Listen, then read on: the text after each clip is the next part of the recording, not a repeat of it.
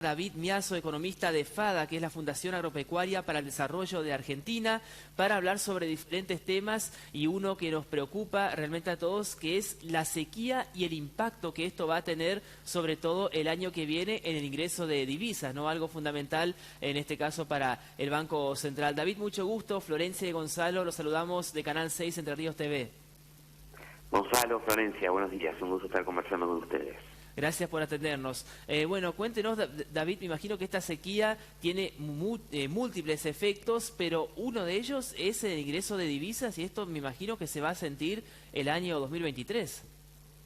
Sí, efectivamente. Lamentablemente, a medida que han ido pasando las semanas, se va corroborando uno de los escenarios más pesimistas que se tenían, donde se va viendo que la sequía no cesa y va a ser muy fuerte.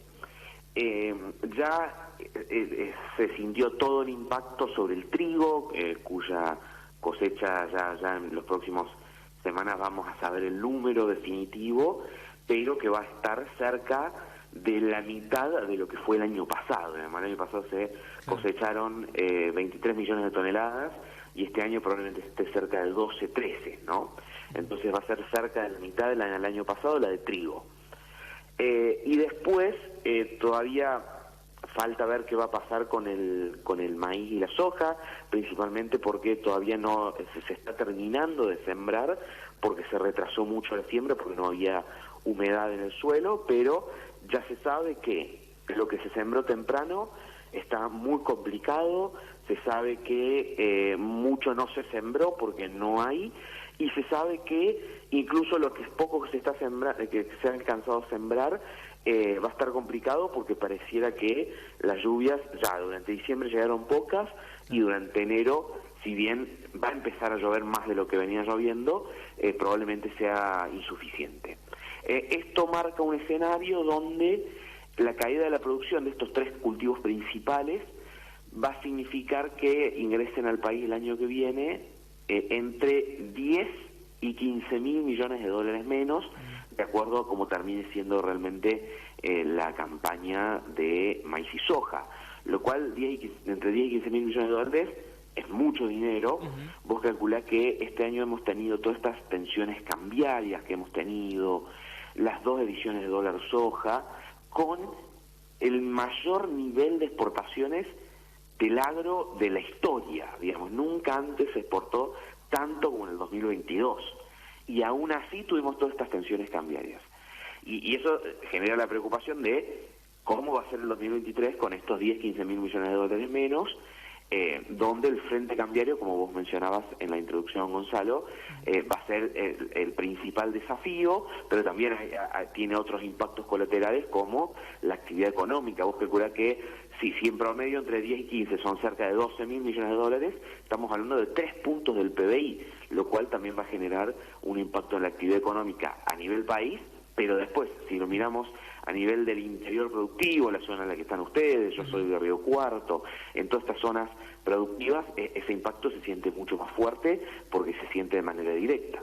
Por supuesto, y el campo, que es el principal motor, ¿no?, que hace ingresar las divisas justamente al país. Sí, David, es un gusto poder comunicarnos con usted. La verdad que no se ve alentador el panorama para el 2023. Si hay alguna medida que se puede tomar para revertir esta situación y, bueno, tener una economía un poco más alentadora en cara de lo que sería el año que viene. Bueno, a ver, respecto a la sequía y a la producción, realmente hoy en el corto plazo no hay mucho que hacer, digamos, ya está dado la situación y terminamos dependiendo de qué termine pasando en enero y febrero con las lluvias. O sea, hoy en lo productivo queda muy poco que hacer.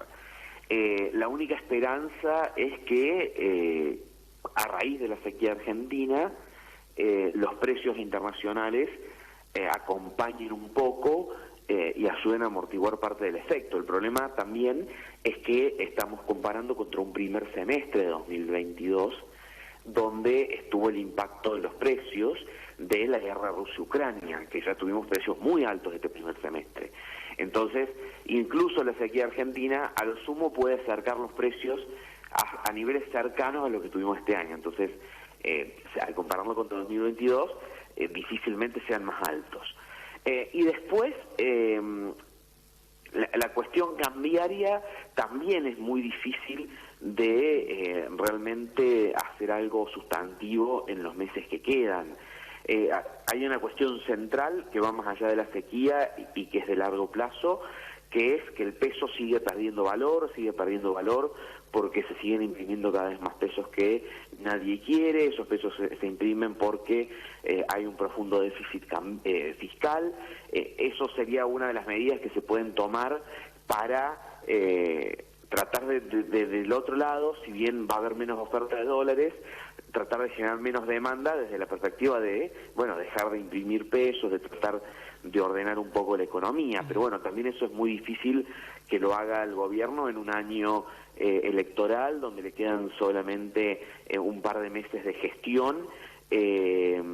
Así que, bueno, el gobierno muy probablemente no tome esas medidas del lado de la demanda, si querés, de dólares, por decirlo de alguna manera, pero bueno, eso también va, si no lo hace, con la menor oferta de dólares, también va a marcar un escenario cambiario para este año muy movido. O sea, me parece que este año vamos a estar hablando de manera permanente de las reservas del Banco Central, del dólar blue, del dólar MEP.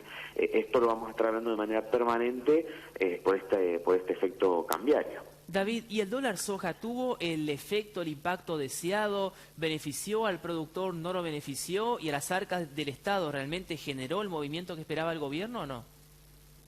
Bien, a ver, te lo divido en varias partes. Primero, una medida que en realidad tiene muy poco sentido de mediano plazo, porque lo único que hace es incentivar la venta, que de igual manera se iba a dar en los siguientes meses, digamos. No es que sea una medida que genera más producción, ¿no?, que genera más riqueza. No, incentiva a vender una riqueza que ya se cosechó en mayo de junio de este año, ¿no? Claro. Entonces, eso es lo principal que hay que entender. No genera nada nuevo, a lo sumo incentiva a vender. En septiembre incentivó a vender lo que se iba a vender en octubre, noviembre, diciembre, y en diciembre incentivó a vender lo que se iba a vender en diciembre, enero y febrero. Por lo tanto, si uno lo mira desde la perspectiva, por ejemplo, de marzo del año que viene, en realidad no tuvo ningún tipo de impacto porque toda esa producción se iba a haber vendido de igual manera, ¿no? Entonces, es una medida que desde ese punto de vista no tiene sentido. Al productor que tenía soja, sí, claramente lo benefició porque pudo vender la soja que tenía en su poder a más pesos de los que los podía vender antes. Sin embargo, muchos productores que no tenían soja y que tenían que pagar alquileres, o productores avícolas, como por ejemplo Entre Ríos, que es importante, o productores de cerdo, feedlot o tambos, que consumen harina de soja y vieron impactados en sus costos el efecto del dólar soja. Entonces, el efecto sobre los productores te diría que fue mixto. Para el productor que tenía soja y la pudo vender a mayor precio fue positivo, para muchos otros productores en realidad terminó siendo negativo. Desde la perspectiva de la medida que desde el gobierno, sí, se alcanzaron los objetivos, se generó una importante entrada de dólares en septiembre, se cumplió lo que estaban esperando para diciembre, cerca de 3.000 millones de dólares, eso generó una importante recaudación de derechos de exportación, pero del otro lado genera una emisión monetaria, porque básicamente el Banco Central compra cada dólar 60 pesos más caro de lo que lo vende, claro. Porque esos dólares no es que se los queda el Banco Central, los compra y después se los va vendiendo a los importadores. Entonces eso genera más emisión monetaria, que recién lo decíamos, es un poco en realidad el origen del problema. El origen de todas las presiones cambiarias es que hay una cantidad impresionante de pesos en la economía que nadie quiere y cada vez hay más pesos. Entonces como que se quiere solucionar un problema echándole más leña al fuego. Por supuesto. Y por último, consulto, David, el tema de lo que estamos viendo en los últimos días con la suba del dólar blue. ¿Esto es normal en esta época del año? ¿Nos tiene que preocupar? ¿Va a tener algún impacto en la economía? Bien, ahí te lo respondo de dos puntos de vista. De mediano a largo plazo, el dólar blue siempre va a estar subiendo. Y este valor, no sé qué pasará en estas semanas, pero en el mediano plazo va a seguir subiendo. Y eso tiene que ver con el peso, no tiene que ver con el dólar, tiene que ver con que los pesos siguen perdiendo valor y van a seguir perdiendo valor todo el 2023. Entonces, los tipos de cambio libre, el blue, el MEP, el contrato liqui, van a seguir subiendo, no queda otra que sigan subiendo. Eso para dejar una cuestión de mediano plazo. Y en ese sentido, que se conjuga un poco ahora en diciembre. Por un lado, que venía relativamente tranquilo después del pico de cerca de 300 y pico de pesos que alcanzó en julio, estuvo durante 6 meses casi muy tranquilo, y cuando está después de varios meses estar tranquilo, es de esperar que en algún momento empiece a subir, por un lado. Por otro lado, en diciembre también se junta que la gente en general se encuentra con muchos pesos por el pago de aguinaldos, por el pago de premios, por el pago de bonos. Entonces también hay una realidad de que la gente se junta con muchos pesos. Y la economía durante diciembre se junta con muchos pesos porque es el mes de mayor déficit fiscal. Entonces es el mes que más dinero ha inyectado el gobierno, el Banco Central con emisión de pesos. Entonces se volcaron más pesos que durante los últimos meses en la economía. Entonces eso ayuda. Y después hay un tercer factor que es el susto, digamos. Bueno, sí, yo quiero comprar dólares, debería comprar dólares, digamos, un pensamiento que puede tener cualquier persona, empresario. Pero bueno, cuando uno ve que está subiendo, se apura, digamos, y se asusta. Y si tenía la disyuntiva de qué hago con estos pesos, compro algo, pongo un plazo fijo o compro dólares, y veo que está subiendo mucho, por ahí me apuro. Entonces, siempre la evolución del dólar blue, sobre todo, tiene estos picos, porque hay cierto susto alrededor. Entonces cuando empieza a subir, todos nos apuramos a comprar porque no sabemos hasta dónde va a llegar. Entonces se han conjugado estos factores en estas semanas para llegar a estos niveles.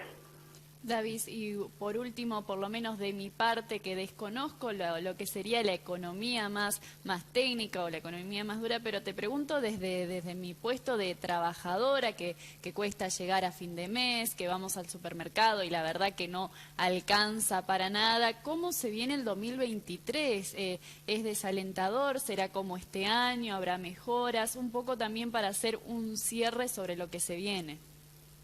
Bueno, también lamento informarte que se está esperando una inflación también para el 2023 cercana al 100%. Este año vamos a terminar una inflación del 96, 97 y se está esperando una inflación de cerca del 100% para el 2023. Incluso yo te diría en el mejor de los casos, digamos, porque realmente el efecto de la sequía, las presiones cambiarias, más todo el ruido que generan las elecciones, puede hacer subir ese número. Y una inflación del 100% en un año donde la economía muy probablemente entra en recesión o va a estar muy en cero, en ese combo de alta inflación y una economía que no crece, va a ser muy difícil que los salarios crezcan al ritmo de la inflación y probablemente continúe la pérdida de poder adquisitivo. En los últimos 5 años los salarios han perdido el 23% del poder de compra, digamos. Es lo que han perdido contra la inflación. Si no podías comprar 4 kilos de algo, y podés comprar 3 kilos de algo. Y es lo que todos sentimos en los bolsillos, que incluso trabajando en el mismo lugar y habiendo recibido actualizaciones de salario y todo, podemos comprar menos, ¿no? Eso es lo que pasa. Y en 2023 hay alta probabilidad de que esta pérdida de poder adquisitivo se repita y se profundice. Entonces lleguemos hacia fines del año que viene con una mayor pérdida de poder adquisitivo de la que estamos viendo hoy. Bueno, David, ha sido muy claro. Muchísimas gracias por este contacto. Que termine bien este año, las últimas horas del 2022 y lo mejor para el 2023. Gracias, un gusto conversar con ustedes y espero que la próxima vez que charlemos pueda darles mejores noticias. Que así sea. Un abrazo.